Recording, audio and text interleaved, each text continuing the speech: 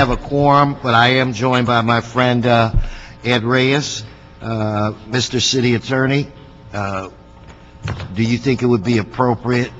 I think we should have the new guy introduce himself to the crowd, because he looks a little different than Anne Marie. Okay, new guy. Brian Randall, CLA's office. You guys should see how red he's beginning to get on the back of his neck. And he doesn't have a new haircut either. Yeah, and he doesn't have a new haircut. Okay. Okay. What we'll do, the actions that we will take initially will be deemed to communicate from the chair. And at this point, the new guy, we're going to see if you can read. Okay. Item 1. Item number 1, CRA report relative to quarterly status report on CRA investments as of December 31st, 2010. You did very good, and we'll receive and file the CRA report on that. Item 2. Item number 2, CRA and CLA report and joint resolution relative to modification of authority previously granted to the CRA with respect to the cooperation agreement with the Los Angeles Police Department to replace $359,000 in AB 1290 funds with $359,000 in tax increment funds for purchase and installation of wireless camera systems for the Olympic Division in the Wilshire Center Koreatown Recovery Redevelopment Project area. Okay, we'll adopt the CLA report on that item. Item 3. Item number 3, CRA and CLA report relative to an amendment to contract 503255 with Coalition for Responsible Community Development for continued administration of the Central Avenue Business Assistance Program. Okay, we'll adopt the CLA report on that as well. Ninos, do you approve? Should I continue, or am I doing all right? You're okay? All right. I want to make sure that you're happy. Item 4. Item number 4, CRA and CLA report relative to a contract with the Los Angeles Neighborhood Initiative to perform public outreach and design along 7th Street in the Westlake Recovery Redevelopment Project area. Okay, on that, we'll adopt the CLA report. It's my understanding that there are some amendments. We want to have somebody read those amendments. That's 5. That's item 5? Okay, no, then on item 4, we'll just adopt the CLA report. It's on item 5 where so Leslie, let me have you come up and let's read item 5, and then I'll have Leslie read the amendments into the item. So go right ahead. Item number 5, CRA report and joint resolution relative to project environmental effects in an owner participation agreement with Snyder Wilshire Vermont LLC to pledge future CRA site-specific tax increment in the amount of up to $12.5 million and a deferred loan for up to $5 million for the Vermont mixed-use project located at 3150 Wilshire Boulevard. Okay, so we'll adopt the CRA report on that with amendments, and Leslie, if you would please read the amendments into the record. Thank you. Leslie Lambert, Regional Administrator with the CRA. I'm assuming the only amendment I have to read in is number 4, the board. Okay. Apparently there was an incomplete recommendation number 4, so I'm going to read it right now. Authorize the Chief Executive Officer or designee to execute an owner participation agreement with Snyder Wilshire Vermont LLC developer for the Vermont mixed-use project, which OPA pledges future CRA LA funds to the developer in the form of a promissory note in a principal amount of up to $12.5 million plus interest, and provides to the developers a residual receipts loan for up to $5 million. I take that back. Residual receipts loan for $5 million to reimburse the developer for eligible development costs and to purchase from the developer a public open space covenant. Okay, thank you. So again, we'll adopt that CRA report as amended. That brings us to item 6. Item number 6 is motion Alarcon Hahn and resolution relative to submission of a revised grant application to the State Department of Housing and Community Development for the Disaster Recovery Initiative Grant Program. So it's a motion by who? Alarcon and Hahn. Okay, so I know you're new, but I need your advice. What should we do on this? We recommend approval. Oh, okay. So based on I will make sure that Mr. Alarcon knows that you were a soldier for him. You stood up, stood up for him. Okay. On item 6, we will adopt that motion. So, Mr. City Attorney, the actions that we've taken will all be deemed a communique of the chair until we get another member and have a quorum. So that brings us to item 7. If you could please read item 7. Item number 7, CDD and CAO report relative to authority to write off the principal amount of approximately $1 million plus applicable accrued interest in uncollectible economic development loans and approximately $2,000 in uncollectible accrued interest related to the loan between the city and Western Talcon Incorporated. Thank you. Now, who's here to speak on that?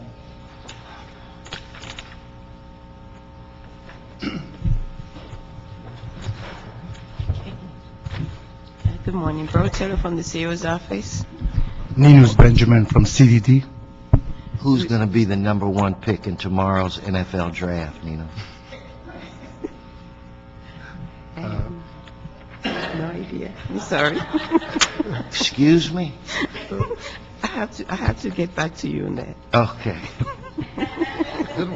Have to get back to you. Saeed? Who's going to be the number 1 pick in tomorrow's NFL draft?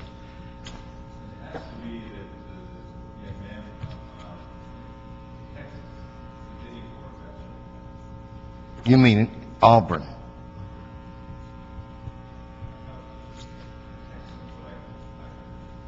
Avanya? Avanya is on it. Oh, a little bird just told me you're a UCLA season football ticket, so you know football. All right, so let's talk about, and so Mr. Reyes, you just went up, your stock just went up with Mr. Reyes' eyes. Okay. Okay. The report before you provides recommendations for CDD to write Do up. we call Mr. Alarcon and try to get him here? Can we call Richard to try to get him here? Okay.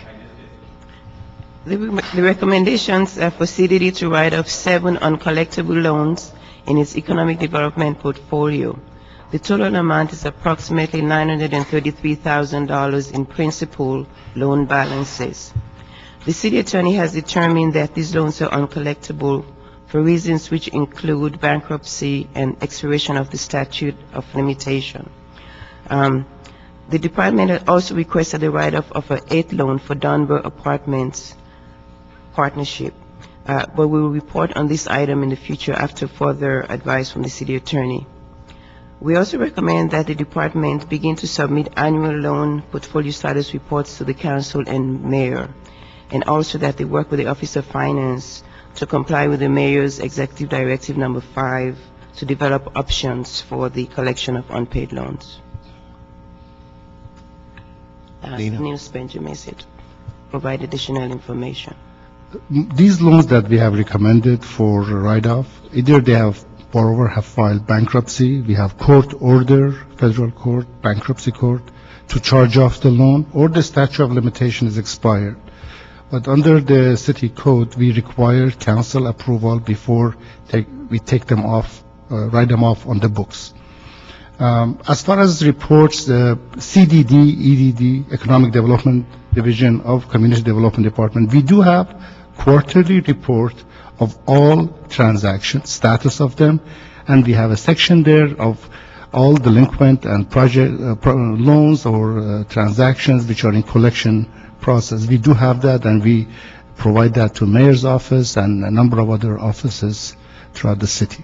So now you guys are working with finance and the mayor's office to see if there's a way that we can become more efficient in, collecting or this money, or are we trying, is there a way that we're just trying to make sure we maybe vet these people more so that we can reduce the need to have to write this off? I mean, what do we have going on? Most of these loans, in fact, all of these loans are very old loans from some 20 years ago. Really? Yes. And we are in the process of what we call clean up our books and revisiting everything, trying to have no anomaly within FLSS, our accounting system, our other records. As part of that, we found out that these transactions were not attended to and should have been written off some times ago. Oh. So that's why this is merely an administrative process of cleaning. In regard to Dunbar, about a year ago, Council Office, District 9, John Perry's office, Councilwoman, we had several meetings with City Attorney on Dunbar Apartments, and there was home money there. Housing Department managed that portion of the money. CDBG, we had our deed of trust there. We collaborated, Housing Department and CDD. It was predominantly a housing project. We foreclosed on the project. City owns it. But in the process, since CDBG was ranked subordinate to home, basically we were wiped out. And that's the reason, but city attorney needs to verify that, confirm that. Another city attorney was involved. I do not know why that it's not confirmed between themselves, and this is pulled out. But Dunbar is also to be written off, but we will come back for that. Mr. Reyes may have a question or two. Yeah, when, in these economic times, folks want to have a sense of diligence, if you will, and how we deal with the public coffers. When you say 20 years ago, can you kind of help us put into context what the percentage is of what we're writing off versus what we dole out in terms of assistance, knowing very well that many of these funds exist because mainstream banks and other entities choose not to be part of these neighborhoods. And the purpose of these funds is to essentially facilitate economic development in areas that have been blighted and have been essentially neglected.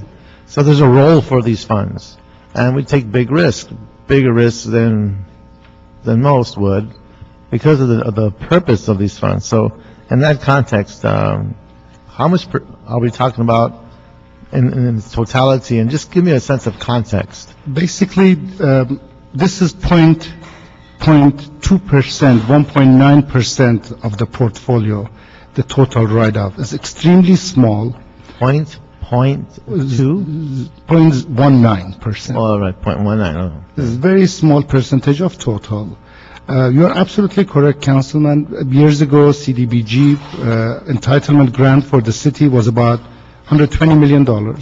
And we had hard time even to get the money out. And the funds were provided to constituents under different programs, helping them out. And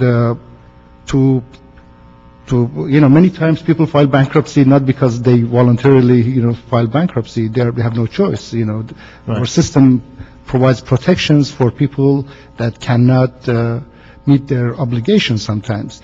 And when we provided some of these transactions in the form of a loan, borrower for different reasons, right. Court decided that they cannot pay their loan. So these loans are a very small portion of total. They were provided for legitimate use, eligible activity. There were nothing wrong within regulation, just merely borrowers could not repay these transaction loans. These transaction funds could have been provided in form of a grant, right. And there would have been no write-off. But at that time, idea was to lend them and help and have the possibility of the money come back and to be reinvested. But a very small portion of it, 0.19% of it, is not collectible at this time. When I hear the chairperson refer to efficiencies, in my mind, part of that process speaks to this notion of technical assistance. When we are looking at our resources and looking at our funding, can you speak to what type of technical assistance was made available before we got to this point where we had to write off these loans? I mean, given the fact that we're dealing with a very challenging environment financially, and the market will probably tell you that's the worst place you want to invest, but we know people live there, we know people have needs, so we do invest, again, given the purpose of the loans. Can you speak to what type of technical assistance we do offer? Whenever there's a loan is in trouble and cannot meet terms of a loan obligation, we do case management, case by case. efficiency is very important. Also, we want to also avoid abuses sometimes. So that we meet with them, we hear their case. It's not one person, the group of people within my division. We meet with the borrowers. We have had a case that one borrower could not meet their obligation, but for totally factors beyond their control, and they were making every attempt to work it out. So we give them extension. We are working with them to make sure they, we are not in the business of making money in this thing. Our objective is to create jobs and create economic opportunity for the funds invested. So it's a case-by-case basis. But we had cases that we had some people borrowed money, they never used the fund appropriately, and they were very egregiously trying to use every tactic. Every time we tried to talk to them, they hired attorney trying to twist our arm. In those cases, we have moved in Council District 8. We foreclosed on the properties, and we will liquidate. We liquidated one, and we'll liquidate the rest of it. It's a case-by-case. We help them a lot. Right. And I just want to emphasize, and I'll just conclude by saying that in these areas that we're focused on, and I say this repeatedly, these are districts that have 30-40% poverty rates. Folks surviving at that level, 4 or 5 persons living at $20,000 to $21,000 per year. I mean, that is the range that we are speaking to, and this is where we're investing. So we will have successes, and then we'll have some very challenging cases, and sometimes we just don't get all the way to where we want to be. So that being said, I just want to put that into context, because if those who are listening, who are paying attention to how we are processing these funds, that we do have safeguards, we do have case management, we are looking to invest in areas that most would not, because the need is there. Thank you. Mr. Reyes, thank you. We've been joined, Mr. City Attorney, by the councilman, dear friend, former Assembly member, Senator Richard Alarcon. So What do you want? I don't want anything. Yeah. Well, I mean, he was a councilman, state senator, assemblyman, and then a councilman again. All right. So far. Not a boy, Richard. So more to go. So we have a quorum. So where it relates to this item, do you have any questions or concerns, or can we move it? Okay, then without objection on this item, we will adopt the CAO report. And on the items that we dealt with earlier, unless there's an objection from Mr. Alarcon, we will change it from a communique of the chair and make it a recommendation of this committee. Are we finished with the agenda? Yes. I just wanted to make a comment regarding item 6, which I support. Well, thanks to our new CLA representative, that I'm going to check his driver's license, because I don't even know if he's old enough. It was on his strong recommendation that Mr. Reyes and I believed we should move forward. He fell on the sword. He fell on the sword for me. No. The reason I want to make comments is this item has become an issue in the press, and I want to make sure that there's a clear understanding.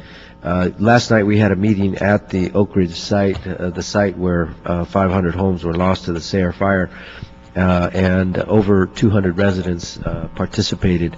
The question is whether the community embraces the notion of accepting affordable housing in the form of rental, in particular, at the site, when this has been a home ownership location for all these years. And it's clear that it appeared that the majority of folks understand that the park is in jeopardy if they do not get this program and an infusion of capital into the economics, so that the owner can sustain the debt. And so they support it. They just want to ensure that the integrity of the standards at Oak Ridge are kept. And I'm very sensitive to this because Oak Ridge is a very, very nice manufactured housing park. In fact, many of the homes there are better than the other homes in my district, and it's a very nice community. So what I committed to them is that I'm going to support moving this item forward, but my staff is literally going to call them because in the aftermath of the disaster, we became very close to this community. We have every one of their phone numbers, emails, and so we're going to call them and do our own little survey just to make sure, and hopefully more. There was a survey done by the partnership that is going to manage the project, and 75% of the people who submitted support the project, but I'd like to see 85, 95, and get as much support so that if this is approved and the people move in, they'll have as much support from the community as possible. So I want to thank you for your patience as we go through this process, and say that I believe a majority support, but my staff is going to do a survey during the course of the next several days to solidify my confidence in that, and then the final approval by the state is in May, and we would have another bite at the apple in June to do the final approval. So I'm anticipating that the community is going to support this somewhat, in some cases reluctantly, but by and large. Oh, by the way, one of the key selling points to the community was that we are prioritizing those people who lost their homes in the Sayre fire, and so far 32 have expressed an interest, and there's only 60 homes involved, so we may just sell all of that or rent all of them to people who used to live in Oak Ridge, and that would make the community very happy. Mr. Reyes would like to, well, I'll let you ask. Yeah, thank you, Mr. Chair. In light of the changes going on in the state regarding the CRA, I wasn't sure if we already had this scheduled, but a report back from the staff as to the status of where the CRA is at and how the monies are moving. We did a lot of, bridge building, if you will, and how we look at our resources and making sure we minimize the loss given the state's actions. Do we have it scheduled for a report back of some type at any point in the next couple of weeks? I don't think we did, but in fact, let me ask this question. When will this be agendized for council? This item is in council today. So are you going to continue it? No, I'm talking about in general. In general, it's the CRA. Oh. The CRA. This is a whole different subject. Then that's... Did we ever ask for a report back on the status of how the CRA is moving and what is the impact on our coffers and how we are preserving our funds? Did we ever do that? Well, why don't we just make that happen in the next 2 weeks? Yes.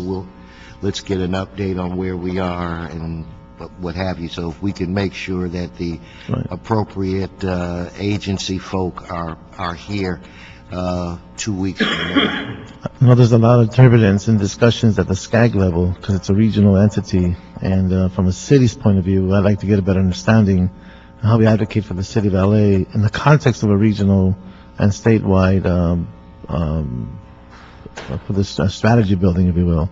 But I just wasn't sure where we were at, and if we can get that feedback, that would help us in terms of looking at our constituents' issues and projects and developments that we're working on. And I agree, and I think it's about time that we do that. That's a good recommendation.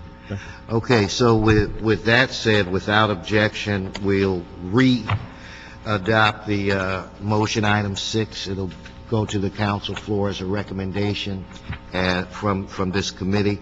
Do we have any public comment requests? No, Mr. Chair. Is there any more business before this committee? No, sir. Okay, and you did a wonderful job. You're invited back whenever you want to come back. You have a good sense of humor. We like you. You're okay. So, without objection, this meeting is adjourned.